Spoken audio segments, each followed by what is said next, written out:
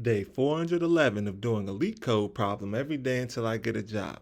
All right, y'all, we're back again another day, another LeetCode problem where we're doing daily LeetCode problems. And today we have question number 718, maximum length of repeated subarray. The difficulty level is medium, but you already know we're going to keep the solution as simple and easy to understand as possible.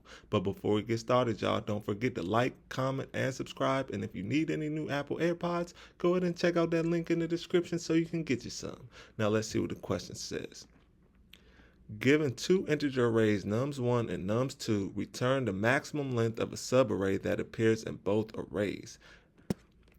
All right, y'all, so that sounds pretty simple, but let's go ahead and take a look at these examples anyway, just to make sure that we're doing this problem correctly. So in example 1, we have the input nums equals an array of integers 1, 2, 3, 2, 1.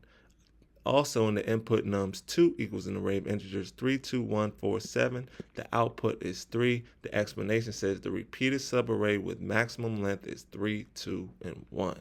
So let's go ahead and break this example down one step further. So as we can see in nums1, we have this subarray right here, 3, 2, 1, and we also have the same subarray 3, 2, 1 and nums2, right? And we want to return the maximum length of a subarray that appears in both arrays. So in this case, since this subarray appears in both arrays and we want to return the length, right? So that's important to understand as well. So the length is 3 because there are 3 elements in this subarray. So we're not returning the subarray itself, we're just returning the length of the subarray, and that's how we got 3, because the subarray that appears in both of the arrays is 3, 2, 1, right? It appears here and here, and it has a length of 3. So that's why the output is 3. So let's go ahead and take a look at example 2 just to make sure we really understand what's going on. Example 2 is a little bit easier or more confusing, I guess, depending how you look at it, because it has all the same elements. But let's get into it. So in example 2, we have the input nums equals an array of integers 0, 0, 0, 0, and 0. Nums2 also equals an array of integers 0, 0, 0, 0, and 0. This time the output is 5. Explanation says the repeated subarray with the maximum length is 0, 0, 0, 0, and 0. So as you can see in example 2, the whole array is the subarray that appears both, right? So we have 5 zeros in nums1, that's one subarray, or that's the array, and then we have 5 zeros in nums2, which is an equivalent subarray, right? They both are the same subarrays, or they are both the same arrays that appear in both of the inputs, and they have a count of 5. There's 5 zeros in each, so we return 5 because that is the count of the entire array. Even though it's the entire array, that's also can be included as a subarray, or that counts as a subarray. So even though it's the full array, it still counts as a subarray and it has a length of 5. So that's why our output is 5. So now that we understand the question, y'all, let's get into the fun part, the actual solution. I want to brush up on some dynamic programming, so we'll be using some dynamic programming to solve this problem, so we all can hopefully get a better understanding of how dynamic programming works if we don't understand that already. So let's get started. Now the first thing we need to do is we need to create our 2D dynamic programming tables, which will have the dimensions of nums1.count plus 1 by nums2.count plus 1. We're going to initialize it to 0, and dp of I and j is going to represent the length of the longest common subarray ending at nums1 I minus 1 and nums2 j minus 1. So we can to do that, we just come right here, declare a variable called dp. We'll set that equal to an array. We'll open up the parentheses and we'll say repeating.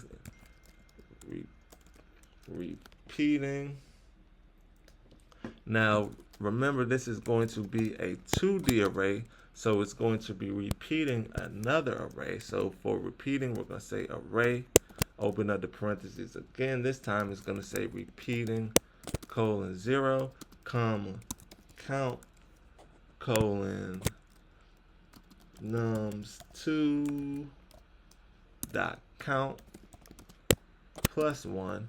Then come outside of those parentheses and we're going to say the count for the other array, or the outside array, is going to be count nums1 dot count plus 1.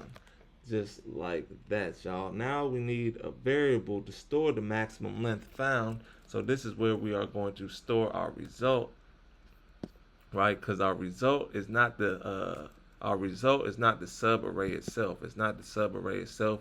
Our result is just the count of the length. So we need to store that. So for that, we could just declare a variable. We could call it answer, and we'll set that equal to 0 just to start. Now we need to loop through nums1 and nums2 starting from index 1 we're going to start from index 1 due to the dynamic programming indexing.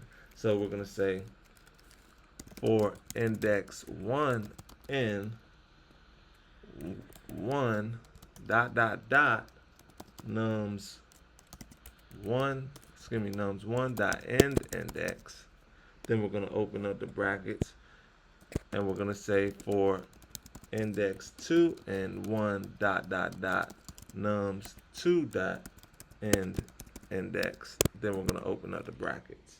Now if the current element in nums1 and nums2 match, we need to check that. So we're going to say if nums1 square bracket index 1 minus 1 equals nums2 square bracket index 2 minus 1. Then we're going to come outside of that, and we're going to open up the brackets. And sorry, y'all, we could get rid of this period right there.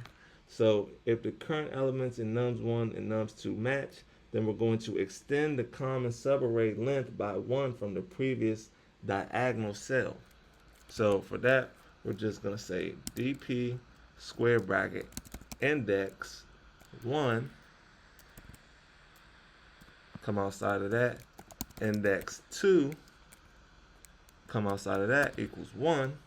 Then we're going to say plus dp square bracket index 1 minus 1, come outside of that square bracket, open up more square brackets, index 2 minus 1.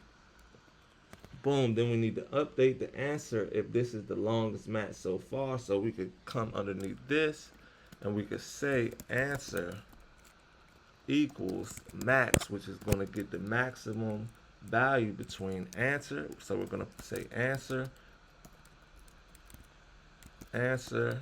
comma dp square bracket index 1, come outside that square bracket but still inside the parentheses, open up some more square brackets and say index 2. Boom. Now if they don't match, the dp index 1 and index 2 is going to remain 0, meaning no common suffix ends here. Otherwise, we could just come all the way down here, and we could just say return answer. Sorry, y'all. Answer, which is going to return the length of the longest common subarray that has been found. So that's all the code, y'all, with the dynamic programming. Let's go ahead and give it a run. Make sure it runs properly before we submit it. Oh, it's accepted first try. That's what I'm talking about. No matter how long you've been coding, you always get excited when it works the first try. And look at that, y'all. 100 milliseconds beats 50% of users. We could definitely get those numbers up, but for now, those will do because we just want to be able to solve the problem that is presented to us. And I feel like this is a good, simple, and easy to understand solution for that, so that we could use the knowledge that we've gained from this solution and future solutions, which will overall expand our LeetCode knowledge as a whole. So with that being said, y'all, get one more look at the code, read it, learn it, love it, and I hope y'all learned something today, and I hope to see y'all here tomorrow for another day, another LeetCode problem. See y'all then.